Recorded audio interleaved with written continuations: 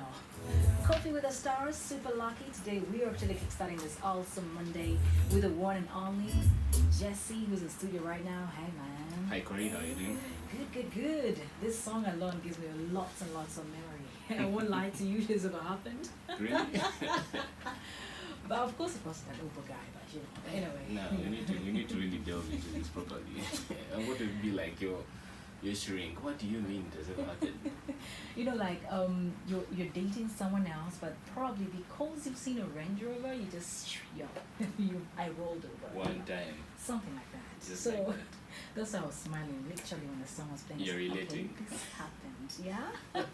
Well, JC, thanks for coming through. Welcome. Thank you for inviting me. It's been a minute, by the way. Lots of great music. Thank you. And I must say, Uber guy is quite old, 2019, you know.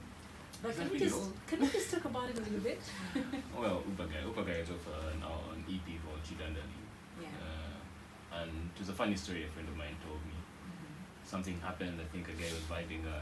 Then I think I posted a Facebook post and I was like, it's all fun and games until the chick really leaves you from Uber guy. Yeah. And a friend of mine was like, yo, this is a song. I was like, yo, yeah, it's a song. So I began writing immediately. Yeah. So I just patched it up, I produced it, and yeah.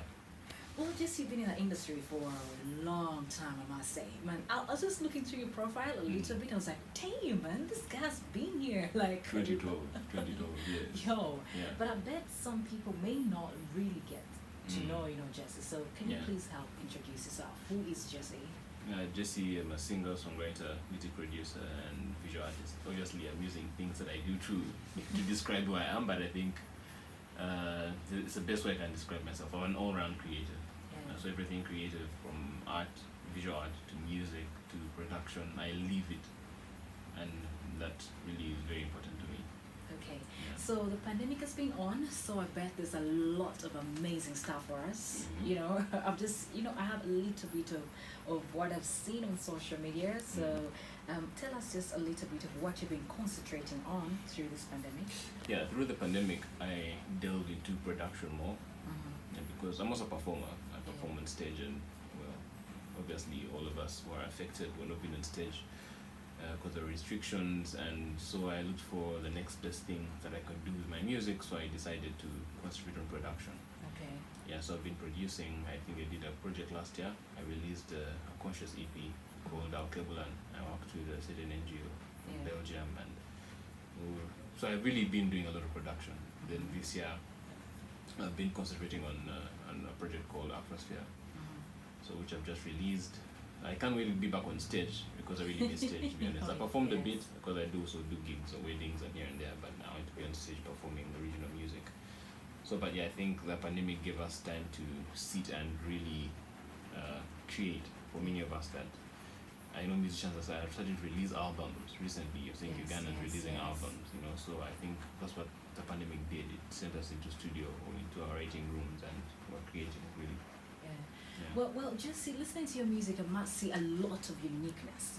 This is the Thank kind of music that someone has to listen to and know music. You just don't have to listen to Jesse if you don't know music. So, how do you relate with the other local individuals out there? How Very do good you make question. them jump into your kind of music? Yeah, I think you really have to know your target market, to be honest, because you cannot appease everyone. If you create music from that perspective of I want everyone to like my music, you're going to knock walls because you can't do that. So the authenticity is very important. The saying, the point that what do I like, what do I relate to?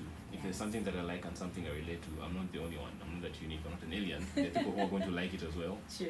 And how do you now target that particular group of people?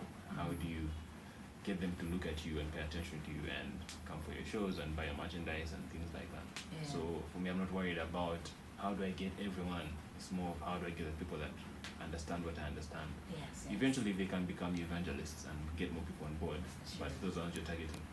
Okay. Well, there's so much happening. Honestly, Jess is still here with us in studio, so you know what to do. Just hit us up on all our social media platforms. Whatever question you have for him, this is the right time for you to chip in right there and ask it, and we shall definitely deliver the question so that we can get the right answer from the right man right here in studio. But as we are waiting for that to happen, there's some fresh vibes, fresh projects, and here's just one of it. Moyo Wangu. Moyo Wangu Moyo with Wangu Lamu. with Lamu. And I must say, this is another hot song you gotta check out.